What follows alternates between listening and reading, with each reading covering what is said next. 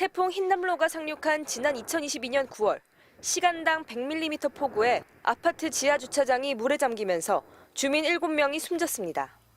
관리사무소 안내방송을 듣고 차를 빼러 갔다 변을 당했습니다. 까지 오더라고요. 그래 난 나오고 그 앞전에 들어가는 사람이 몇 사람 있을 거예요.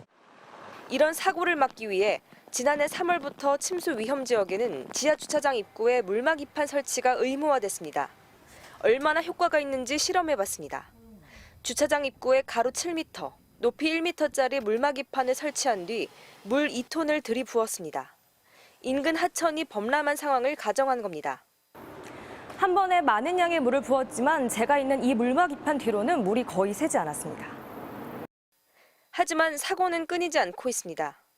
작년 7월 한 오피스텔 지하 주차장이 물에 잠겼는데 지하에 멈춰있던 승강기 안에서 50대 남성이 숨진 채 발견됐습니다.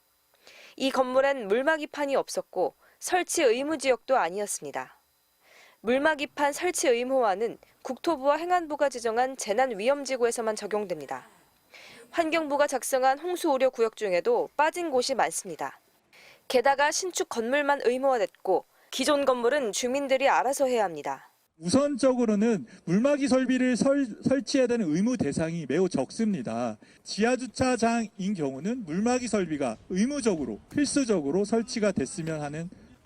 물막이판 설치가 의무화되긴 했지만 전국 아파트 지하주차장에 물막이판이 설치된 곳은 9%에 불과합니다. MBC 뉴스 정혜인입니다. 2년 전 시간당 140mm가 넘는 집중호우에 특히 반지하 가구에 침수 피해가 속출했습니다. 2년 전 폭우로 물이 들이닥쳐 일가족 3명이 숨진 반지하 집입니다. 이 동네에는 이런 반지하 집이 많은데 호우 대비는 제대로 돼 있을지 직접 둘러보겠습니다. 숨진 일가족이 살던 곳에서 50m 떨어진 반지하 집에 사는 하모 씨는 당시 가까스로 목숨을 건졌습니다. 안을 못 끝까지 탔으니까 2층하고 3층으로 올라가서 대피했죠. 창문으로 쏟아져 내리는 물도 문제였지만 싱크대와 화장실에서 거꾸로 솟구치는 물에 집안은 순식간에 물바다가 됐습니다. 아니 뭐 어떻게 물이 싱크대에서 물이 옆쪽으로 올라오는 거야. 어떻게 거꾸로 올라오는 물이 많이 올라오죠. 하 씨는 창문에는 물막이판을, 집안에는 역류 방지기를 설치했습니다. 지하 방에도 다 이게 돼 있어. 변기도 뜯어가지고 해주더라고요. 변기도 뜯어가지고 이걸 넣고. 하지만 서울에 있는 반지하 가구 3집 중 한 집꼴로 여전히 물막이판과 역류 방지기 같은 침수 방지 시설이 전혀 설치돼 있지 않습니다. 설치 비용을 지자체에서 부담하지만 집주인이 동의하지 않으면 설치할 수가 없습니다. 설치를 해버리게 되면 여기는 한번 침수 이력이 있던 게 티가 나지 않느냐 이런 것들 때문에 반대하시는 분들이 좀 많았어요. 이틀 동안 내린 20mm 비에도 현관밖 복도에 물이 흥건히 차오르고 집안엔 물방울이 맺힙니다. 반지하 집에 살고 있는 허민우 씨는 직접 싼 배수 펌프로 물을 빼냅니다. 이제 장마가 시작되면은 이제 어떻게까지 될지는 위아래 다 덮치게 되면은 저는 진짜.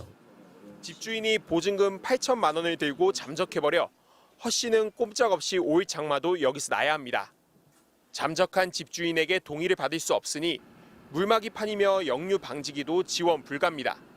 집주인이 전세 사기를 치고 연락이 도저히 안 되는 상황입니다. 원래 저희가 보통 건물주 동의를 받거든요. 저희가 침수방지시설 설치를 해드릴 때도. 반지하 집 거주자는 전국에 60만 명.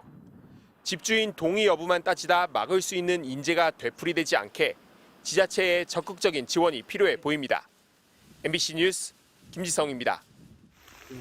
시간당 100mm가 넘는 집중호우에 빗물은 금세 허리 높이까지 차올랐습니다. 이게 어디야 여기가? 아 나 X했다 진짜. 아니 택시가 못 오지. 택시도 잠겼는데. 당시 사거리 근처 한 주상복합 건물 앞 CCTV. 관리 직원들이 지하주차장 앞에 물막이판을 설치하려는 듯 하더니 이내 포기합니다. 지하주차장엔 삽시간에 물이 들어찹니다. 빗물은 금세 지하 1층 미술관으로도 쏟아져 들어왔습니다. 고 백남준 작가의 작품부터 피카소와 렘브란트의 작품 80여 점이 물에 잠기거나 습기에 곰팡이가 피고 말았습니다. 모래까지 쌓였다고 곰팡이만 있는 게 아니라. 미술관은 건물 관리업체를 상대로 12억여 원을 배상하라며 소송을 냈고 서울중앙지법은 업체의 배상 책임을 인정했습니다.